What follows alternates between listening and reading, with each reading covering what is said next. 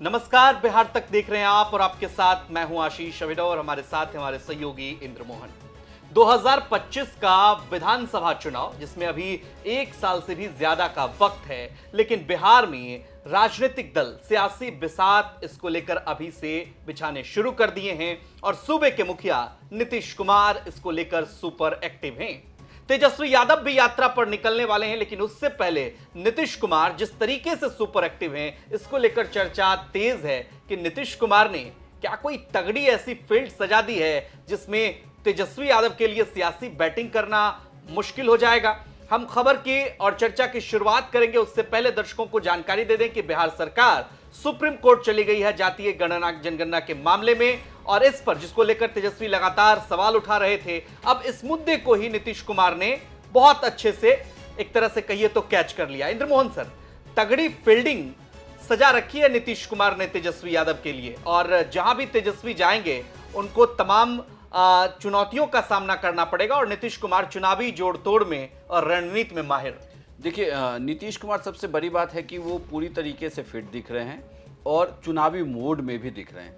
इसे आप ऐसे समझिए कि जब राजस्व भूमि सुधार मंत्रालय का जब एक कार्यक्रम था, उस कार्यक्रम में नीतीश कुमार पहुंचे थे। उस दौरान जब वो नियुक्ति पत्र बांट रहे थे, उसके बाद जब संबोधित किया तो उस संबोधन में उन्होंने एक लाइन कहा।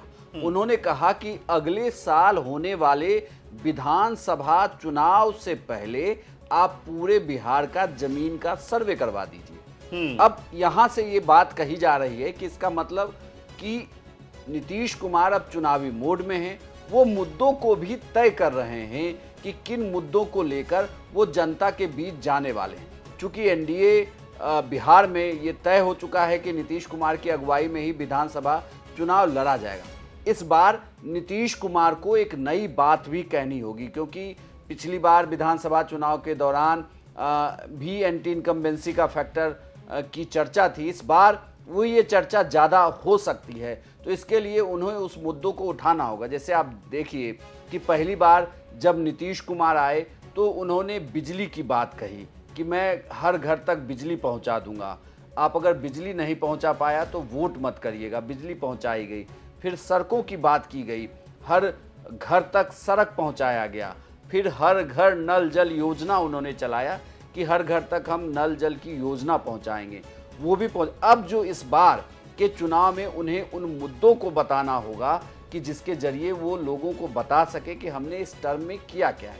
उसमें से एक जमीन वाला मुद्दा है। लेकिन बड़ी बात यह कि जो तेजस्वी यादव लगातार जिन मुद्दों को लेकर घेर रहे थे, उसमें जैसे स्पेशल स्टेटस का मुद्दा है, आरक्षण का मुद्दा है, जातीय आधार पर जो बिहार सरकार ने आरक्षण की सीमा को बढ़ाया, उसका मुद्दा है। इसके अलावा जो बिहार में अगर एक तरीके से देखा जाए तो जो विशेष पैकेज की बात कही जा रही थी, उस पैकेज की बात है।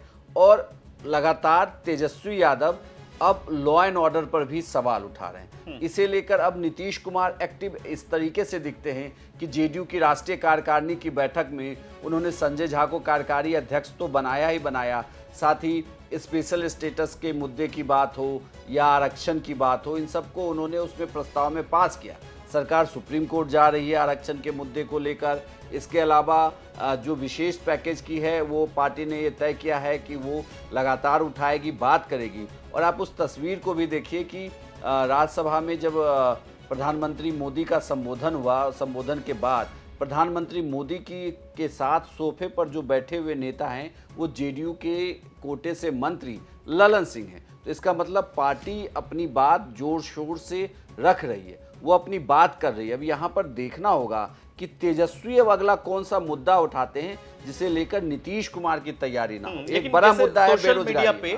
सोशल मीडिया पे तेजस्वी यादव हालांकि नीतीश कुमार पर बहुत लंबे समय तक सॉफ्ट भी रहे, जब से ये सरकार मतलब बदली, नीतीश कुमार उस पाले में चले गए, सॉफ्ट रहे। लेकिन इन दिनों अगर आप देखेंगे सोशल मीडिया पर लगातार, चाहे पुल गिरने का मामला हो या लॉ एंड ऑर्डर का भी आपने जिक्र किया, वो आंकड़ा गिना रहे हैं तेजस्वी यादव, यानी नीतीश कुमार पर सीधा सीधा टारगेट कर रहे हैं। दूसरी तरफ अगर आप देखें, जातीय गणना का मुद्दा जो था वो तेजी से उठा, और ये इस चुनाव में भी हमने देखा कि इंडिया गठबंधन ने इसको तेजी से उठाया।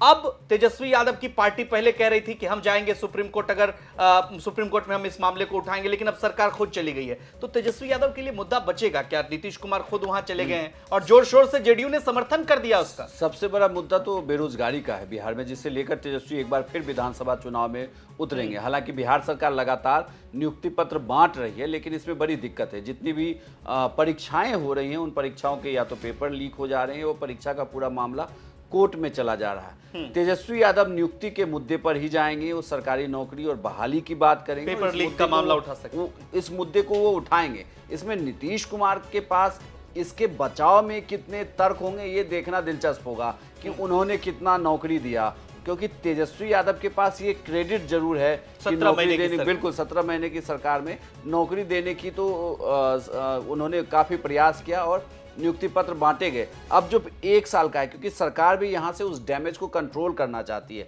जो ये चर्चा थी कि क्या चुनाव पहले हो सकते हैं, तो उस चर्चा में इसलिए भी अब विराम लगता हुआ दिख रहा है, क्योंकि सरकार चाहती है कि उसके पास 1 साल का वक्त हो, जिसमें वो ज़्यादा से ज़्यादा नियुक्तियों को भरकर तेजस्वी यादव के इस मुद्दे को भी छीन सके। ठीक है, लेकिन एक आखिरी सवाल इसमें ये भी, जैसे कि आपने चुनाव का जिक्र कर दिया, लोग अक्सर कहते हैं कि जो 24 में नीतीश कुमार को सफलता मिली, वो सफलता 25 में भी इसी तरीके की मिले। अब तो भारतीय जनता पार्टी के जो राज्य इकाई के नेता हैं वो भी नीतीश कुमार के साथ खड़े दिखते हैं। तो क्या नीतीश कुमार के लिए आसान इसलिए भी हो जाएगा 25 का मुकाबला?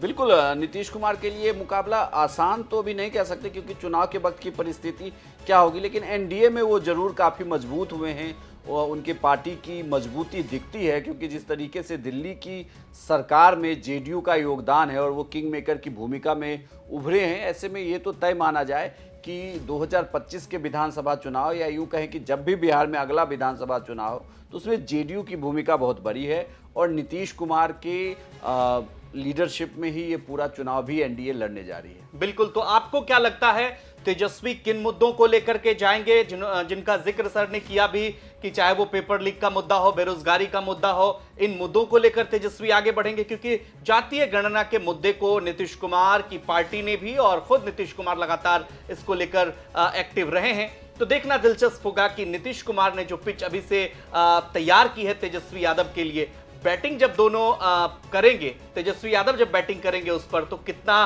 कारगर पारी वो खेल पाते हैं और क्या 25 में सत्ता परिवर्तन होगा या एक बार फिर से सूबे के मुखिया नीतीश कुमार होंगे? कमेंट कर हमें जरूर बताइए और बिहार की तमाम खबरों के लिए आप देखते रहिए बिहार तक।